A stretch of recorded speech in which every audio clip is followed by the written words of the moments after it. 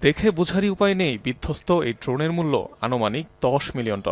ইরানের আকাশ প্রতিরক্ষা ব্যবস্থার কাছে হার মেনে এভাবেই মাটিতে আছড়ে পড়ে মূল্যবান হারমিস 900 মডেলের চালকবিহীন যুদ্ধযানটি।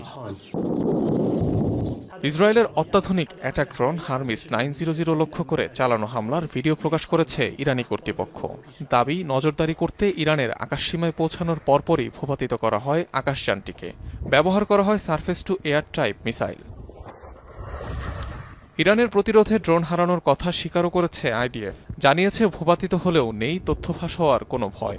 তবে এ ধরনের গুরুত্বপূর্ণ সামরিক যান প্রতিপক্ষের হাতে গেলে নকশাসহ গুরুত্বপূর্ণ তথ্য পাচার হওয়ার সম্ভাবনা থাকে। ইসরায়েলি প্রতিষ্ঠান ইলবিথ সিস্টেমসের তৈরি একটি নজরদারি ড্রোন হারমিস 900, যার সাহায্যে খুব সহজেই শত্রুপক্ষের গোয়েন্দা তথ্য সংগ্রহ করা যায়। বিশ্বে সবচেয়ে বেশি ব্যবহৃত সামরিক ড্রোনগুলোরও একটি হারমিস 900।